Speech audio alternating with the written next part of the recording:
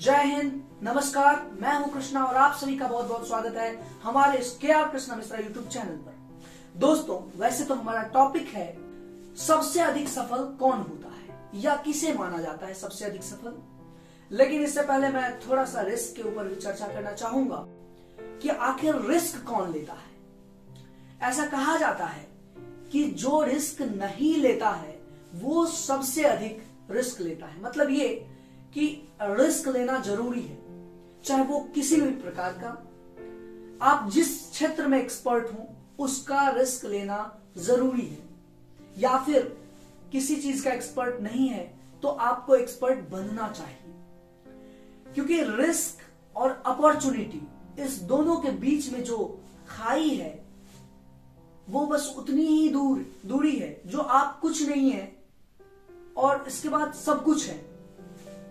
तो जब आप कुछ नहीं होते हैं और जब आप सब कुछ होते हैं तो इसके बीच में जो गैप होता है, इसी गैप को रिस्क कहा जाता है। दुनिया में बहुत तरह के लोग होते हैं। कुछ लोग होते हैं जो अपने पूरे जिंदगी को दांव पे लगा देते हैं और कुछ लोग ऐसे भी होते हैं जो अपने थोड़ी सी खुशियां के लिए बाकी सभी चीजों को इग्नोर कर देते हैं। वैसे तो सफलता का एक सिंपल डेफिनेशन है कि अगर आप खुश हैं, अगर आपके फैमिली खुश है तो आप सफल हैं। सफलता का मतलब अलग अलग लोगों के लिए अलग अलग होता है। किसी के लिए कुछ तो किसी के लिए कुछ, ये सफलता का अर्थ निकल सकता है। लेकिन जब मैंने लल्ला से पूछा कि सफल व्यक्ति कौन होते हैं, सफल लोग कौन होते हैं, सफलता का क्या मतलब है, तो उसने कहा कि जो सबसे अधिक मेहनत करता है वो सबसे सफल व्यक्ति होता है।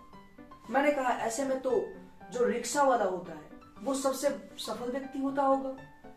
फिर उसने मुझे कुछ जवाब नहीं दिया। मैंने बस इतना कहा कि दुनिया में जिसने रिस्क लिया उसने कुछ बड़ा करके दिखाया, और रिस्क लेने का मतलब यहाँ पर सफलता से कई ज्यादा गुना आगे का जो परिणाम होता है वो सामने आ जाता है। दोस्त, इतिहास लिखना और सफल बनना, इन दोनों चीजों का अंतर समझिए। एक ऐसा व्यक्ति जो पूरी तरह से खुद के कंपटीशन में लगा हुआ है और वो पूरी तरह से अपने आप को बीट कर रहा है। आपने इलॉन मस्क का नाम सुना होगा। अगर आप उनकी पूरी कहानी को देखिए, उनके पूरे करियर को देखिए, उनके पूरे बायोग्राफी को देखिए, तो आपको पता चलेगा कि वो जो कंपटीशन के दौर में अपने आप को रख रहे हैं, जो अपने आप से कॉम्पिटिट कर रहे हैं, वो इतिहास लिखना हुआ।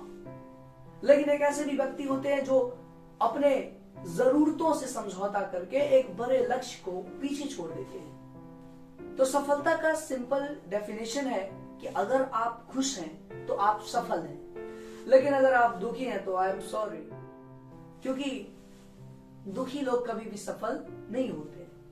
आपने जो चाहा, आपने पाया तो आप सफल हैं, या फिर जो आपको मिला उसके लिए जो आपने किया था अगर उसके लिए एक्सेप्टेड है तो फिर ठीक है।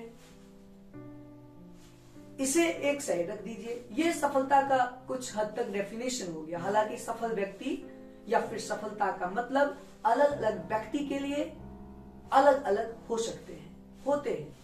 किसी के लिए कुछ सफलता का मतलब हो सकता है तो किसी के लिए कुछ सफलता का मतलब हो सकता है। लेकिन अगर मैं रिस्क की बात कर दूं तो रिस्क केवल वही लोग उठाते हैं जिन्हें पता होता है, जिन्हें वो पूरी तरह से क्लियर है कि हाँ चीजें होंगे ही, वो लोग रिस्क लेते हैं। कुछ लोग रिस्क के लिए, रिस्क लेते हुए सब कुछ को दांव पे लगा देते हैं, और कुछ लोग होते हैं जो डर करके पीछे हट जाते हैं, मुड़ जाते हैं, या फिर जो जरूरी चीजें हैं, जो जरूरत की चीजें हैं उसे पूरे करने में अपने मुख्य लक्ष्य से भटक जाते हैं। ये चीजें होता है रिस्क में और सफलता के बीच का जो अंतर होता है वो। तो सफलता का मतलब अगर आप देखें तो सिंपल है कि आप कुछ नहीं है वहां से कुछ होना, मतलब कुछ नहीं से कुछ होना। इसके बीच में जो गैप है, जो खाई है, उसको पूरा करना ही रिस्क को बताता है। अगर आप सच में कुछ करना चाहते हैं तो आपको एक निर्णय लेना पड़ेगा कि रिस्क हमें लेना है, और रिस्क किसी भी प्रकार के हो सकते हैं, किसी भी लेवल से हो सकते हैं, कि रिस्क उठाओ, नाम बनाओ।